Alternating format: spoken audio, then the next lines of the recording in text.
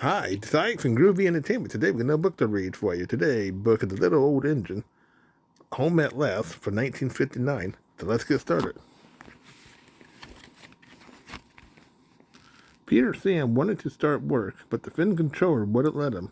Another day rest will do you good, he said. Besides, I have got a surprise for you. For me, sir? How nice, sir. What is it, sir? Wait and see, smiled the Finn controller. The surprise was Loki. Oh, said Peter Sam, I am glad you had come home. They lit Star Loki fire, and he scissored, happy. I felt all excited, he said, just like a young engine. I'm logging to pull my Darrow coaches again. Are they running nicely? Yes, they are running well, Peter Sam answered.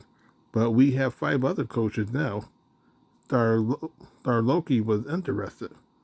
Oh, he said, tell me about them.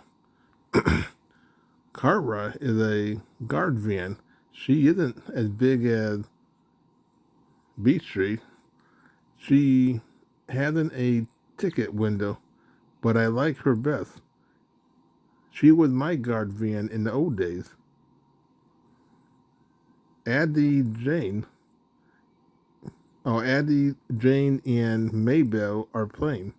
They have no roofs. Sir Handel says they are trucks, but they have seats, said Peter Sam. So I say they are coaches. What do you think, Star Loki? The old engine smiled. If they have seats, they are coaches, he said firmly.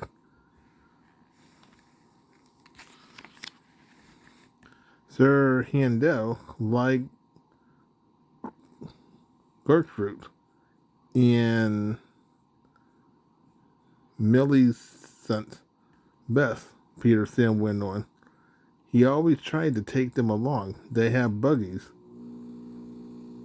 And he says they are the only real coaches we have. They remind him of when he used to pull our express. Both have seats for passengers, but Millicent has a guarded well. He sold tickets and traveled in tiny cupboards place. I don't like that, he remarked earnestly. Guards are very important. They need vans. They shouldn't be pulling into cupboards, Star Loki said. Nothing. So Peter Sam continued. Did Rusty help you off your truck? Yes, he says. He came to mend the line and do odd jobs. I like him, smiled Star Loki. So do I, Peter Sam explained. How kind Rusty was when he had an accident. It's a pity Duncan doesn't like him. Who is Duncan? He came at a spare engine after my accident. He is useful. He pulls anything. I'm sure he means well, but he's bouncy and rude. He used to work in a factory, and his language is often strong. I understand, said Star Loki gravely. Just then, the telephone rang, and Star Loki driver and fireman climbed into its cab. Come on, old boy, they said. Duncan is stuck in the tunnel, and we have to get him out. Star Loki was pleased. He wanted a run and looked forward to me and Duncan. They found Cora and some workmen and hurried up the line. How nice and smooth the roads are, farted Star Loki. They mean, they have mended all the old bumps. Rusty had helped to do that. I must tell him how nice it is. Duncan had stuck at the far end of the tunnel. His coaches was outside and the passenger was helping the drivers and firemen to dislodge some rocks wedged between the top of his cab and the tunnel roof. Duncan would cross.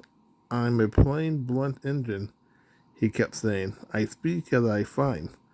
Tunnels should be tunnels and not rabbit holes. This railway is no good at all. Don't be silly, snapped the driver. This tunnel is quite big enough for engines who don't want to rock and roll. They cleared away the rocks, and Star Loki pulled Duncan and his coaches safely through. Kara was on the siding, and the workmen stayed to make sure all was safe. Duncan grumbled all the way home, but Star Loki paid no attention. The Fin Controller was waiting for them. "Listen to me, Duncan," he said. "There is nothing wrong with that tunnel. You stuck because you tried to do rock and roll. If it happened again, I'll cut down your cab and your funnel too." Duncan a bash was near plain nor blunt for a whole evening. So that was Home at Last for 1959. So if you like, subscribe, share, and comment, and have a groovy day with another video coming out real soon.